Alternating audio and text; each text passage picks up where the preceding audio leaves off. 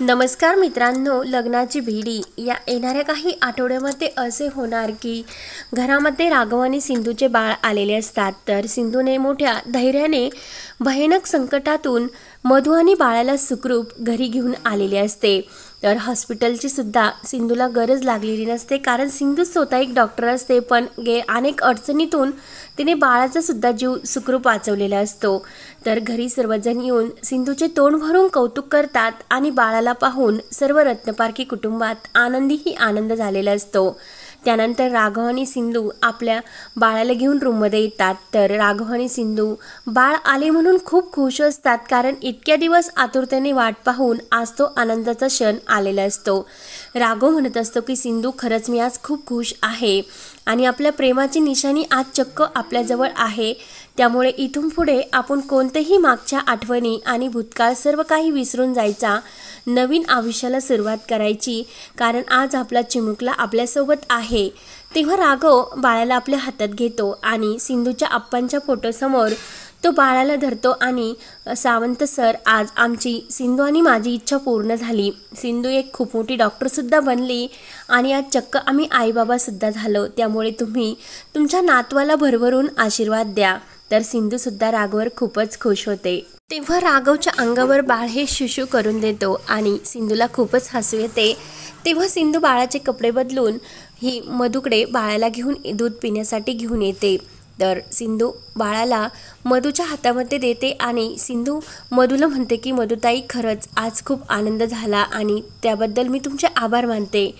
तर लगेच मधू ही सिंधूला म्हणत असते, तू माझे का आभार मारते? तू तर मला म्हटली होती की मधुताई, तुम्ही माझे जास्त डोके खाऊ नका, नाहीतर मी ये करून दाखवीन की तुम्ही त्याचा विचारसुद्धा करू शकत नव्हता। तर सिंधू म्हणते की मधुताई, आज खूप आनंदाचा दिवस आहे, त्यामुळे मला असे वाटते की आपल्यामध्ये जे काही हे मागे झालेले आहे वादविवाद, ते सर्व सोडून आपण एका नवीन आयुष्याला सुरुवात करू। आणि तुम्ही मला जी काही धमकी दिली होती की बाळाला राघव स्वतः तुमच्याकडे ह्या स्वाधीन करील, आणि ती सुद्धा धमकी तुम्ही तुमची मागे घ्या। आणि आज वंशला बघितल्यानंतर मला असा आनंद कधीही झाला नव्हता, इतका आनंद मला झाला। त्यामुळे तुम्ही सुद्धा जे काही बोललात ते विसरून जा, आणि मी सुद्धा आज मी स्वतः तुम्हाला बाळाला तुमच्या मांडीवर दूध पिण्यासाठी दिले, आणि आपण दोघेही बाळाचा सांभाळ करू, त्यामुळे जे काही झाले ते विसरून जा। मधू म्हणते की सिंधू, तुला काय वाटते की तू माझ्याशी जितकी वाईट वागली ते मी सर्व विसरून जाऊ का? तर सिंधू म्हणत असते की मी तुमच्याबरोबर कोणतेही वाईट वागलेले नाही, कारण बाळाच्या काळजीसाठीच मी तुम्हाला वारंवार ते सांगत आले, पण ते तुम्हाला वेगळेच वाटते। आणि वंश किती भाग्यवान आहे की वंशला दोन सुद्धा आई असू शकतात, एक जन्म देणारी आणि एक सांभाळणारी। आणि वंशवर आपण दोघी सुद्धा तितकेच प्रेम करू शकतो, त्यामुळे सर्व विसरून जा। तेवढ्यात राजश्री येते आणि राजश्री म्हणते की झाले का दूध पिऊन बाळाचे?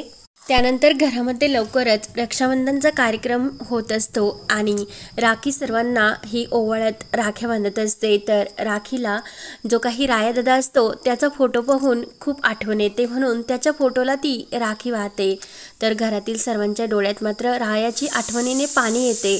तर सिंधू वंशला घेते आणि वंशला म्हणते की वंश बाळा, तुला माहिती आहे का, तुझे एक मामासुद्धा होते आणि काकासुद्धा, आणि आज खरंच आणि तुझे जे काही मामा होते ना, त्यांना घरातील सर्वजण खूप आनंदात राहावे अशी त्यांची कायम इच्छा असायची। त्यामुळे कधीही त्यांची जर आठवण तुला बाळा आली ना, तर कधी नाराज होऊन त्यांची आठवण करू नको, खुश होऊनच, तरच रायादादांना आनंद होतो। म्हणून सिंधू घरातील सर्वांना आनंदी करण्याचा प्रयत्न करते। आणि वंश बाळा, आज तुझा पहिला रक्षाबंधनचा कार्यक्रम आहे, त्यामुळे कोणीही आनंदात असायलाच हवे। तेवढ्यात जे काही किन्नर लोक असतात ते घरात अचानक त्यांची एंट्री होते आणि ते सिंधूच्या बाळाला बघून म्हणतात की आज घरामध्ये काहीतरी आनंदाची बातमी आहे। तर लगेच ऋतुजा म्हणते की तुम्हाला ही आनंदाची बातमी कोणी दिली? तर त्यातील एक किन्नर म्हणतो की आम्हाला ते सांगावे लागत नाही, जेथे आनंद असतो तेथे आम्ही होऊन जात असतो आणि भरभरून त्या घराला आणि तेथील बाळांना आशीर्वाद देत असतो। तेव्हा काकू म्हणते की हो, मी तुमचीच वाट बघत होते आणि तुम्ही या बाळाला भरभरून असा आशीर्वाद द्या, मी प्रत्येकाला एक एक साडी आणि खूप काही असे जे मागतात ते देईल। तर त्यातील एक किन्नर म्हणतो की आजी असावी तर अशी, काकू म्हणते की ह्या रत्नपारखी कुटुंबाचा वंश जन्माला आलेला आहे आणि मला नातू झालेला आहे, त्यामुळे मी इतक्या दिवसांनी त्याची आतुरतेने वाट बघत होते. आज माझी इच्छा पूर्ण झाली. तेव्हा ते किन्नर लोक सिंधूच्या बाळाजवळ येतात आणि खरंच खूप सुंदर बाळ आहे आणि भरभरून त्याची दृष्ट काढून त्याला आशीर्वाद देतात. आणि किन्नर लोक विचारतात की या सुंदर बाळाची आई कोण आहे. तर सिंधू म्हणते की मी, आणि मधुसुद्धा म्हणते की मी. तर लगेच किन्नर लोक विचारत पडतात की आणि ह्या बाळाच्या 2 आई कशा होऊ शकतात. तर राजश्री म्हणते की मी सांगते, कृष्णाच्या 2 आया असू शकतात, मग आमच्या या नन्ह्या मुलाच्या 2 आया कशा होऊ शकत नाही, एक जन्म देणारी आणि एक सांभाळ करणारी. तेव्हा ते किन्नर लोक मधु आणि सिंधूला एकत्र करतात आणि भरभरून त्या बाळाच्या आयांना आशीर्वाद देतात. तर त्यातील एक किन्नर लोक राघवला म्हणतो की ए शशिकपूर, तू असा बाजूला का उभा, तू तर बाळाचा बाप आहे, तू सुद्धा ये, तुम्हाला सुद्धा मी आशीर्वाद देतो. तर राघव बाळाला घेतो आणि त्या किन्नर लोकांसमोर येतो. तेव्हा ते किन्नर लोक मधूला बाजूला होण्यासाठी सांगतात आणि आम्हाला यांच्या कुटुंबाला भरभरून आशीर्वाद द्यायचे, तुम्ही त्यांच्यामध्ये येऊ नका. तर मधूचा चेहरा खूप पडतो आणि तिचा खूप जळफळाट सुद्धा होतो. तेव्हा ते किन्नर लोक राघव आणि सिंधूला भरभरून आशीर्वाद देतात आणि बाळाला सुद्धा. ते सिंधूला म्हणतात की तुमचं हे पहिलेच बाळ आहे का. तर सिंधू म्हणते की हो. तर लगेच त्यातील एक किन्नर म्हणतो की तुम्हाला अजूनसुद्धा एक छान अशी गोंडस मुलगी होणार आणि लवकरच बघा आम्ही काय म्हणतो ते शब्द खरे होणार आणि तुमचे हे तिघांचे 4 नक्की होणार. काकू त्या लोकांना खूप काही गिफ्ट देऊन ते लोक निघून जातात. तर मधूचा आणखीनच जळफळाट होतो आणि मधू आपल्या रूममध्ये येते आणि मधूला असे वाटते की जे काही होते ते सर्व राघव आणि सिंधूचेच कौतुक होते. मी इतका त्रास सहन करून सुद्धा माझ्या वाटेला काहीच नाही, म्हणून मधू आत्महत्येचा प्रयत्न करते आणि वर जो काही फॅन लटकवलेला असतो त्या फॅनला दावे बांधून ती आत्महत्या करण्याचा प्रयत्न करते आणि त्याच वेळेस मात्र बाळ रडायला लागते. सिंधू बाळाला घेऊन मधूच्या रूमकडे येते असते आणि मधू काही आवाज देऊन दरवाजा उघडत नसते. तर राघव येतो. तर लगेच राघव म्हणतो की काय झालं. सिंधू म्हणत असते की राघव सर, मधुताईंना मी केव्हाचा दरवाजा उघडण्याचा प्रयत्न करते पण त्या दरवाजा उघडत नाही. तर लगेच राघव म्हणतो की सिंधू मी दरवाजा मोडतो. तर घरातील सर्वजण सुद्धा तेथे येतात आणि राघवने दरवाजा मोडल्यानंतर घरामध्ये मधूचे ते दृश्य पाहून सर्वांना मात्र खूप मोठा धक्का बसतो आणि सर्वजण विचारतात की मधू तू हे काय करतेस. मधू म्हणते असते की मला मरून द्या, मला नाही जगायचे, कारण जगण्यासाठी माझ्याकडे असे काहीच राहिले नाही. रायासुद्धा मला सोडून गेले आणि आता हे बाळसुद्धा माझ्याजवळ राहिले नाही. तेव्हा मधू म्हणते की राघव मला का वाचवले, मला नाही जगायचे. तेव्हा सिंधू म्हणते की मधुताईंना एक सायट्रिकची आवश्यकता आहे, डॉक्टरांची नाही. तर लगेच तेथे मधूला चेक करण्यासाठी ते सायट्रिक येतात आणि ते मधूला चेक करून सांगतात की यांना असे वाटते की त्या स्वतःला खूप एकटं असं जाणून घेतात आणि यांना असा कोणताही धक्का देऊ नका, कारण एकटेपणा त्यांना जाणवेल. डिलिव्हरी झाल्यानंतर असे अनुभव प्रत्येक स्त्रीमध्ये येत असतात आणि मधू तेच म्हणत असते की मला नाही जगायचे, नाही जगायचे. डॉक्टर सांगतात की यांना यांच्या आनंदासाठी जे हवे आहे ते द्या, त्या मनाविरुद्ध कोणतेही असे कृत्य करू नका, कारण यांच्या मनाला आणखीनच आघात होऊ शकतो. तर सिंधू खूपच घाबरते आणि सिंधू बाळ रडते म्हणून त्याला दूध पाजण्यासाठी आपल्या रूममध्ये घेऊन येते आणि सिंधू विचार करते की मधुताईने जीव देण्याचा प्रयत्न का केला असेल, की माझे बाळ माझ्यापासून हिरावून घेण्यासाठी नक्की यांचा काहीतरी प्लॅन आहे.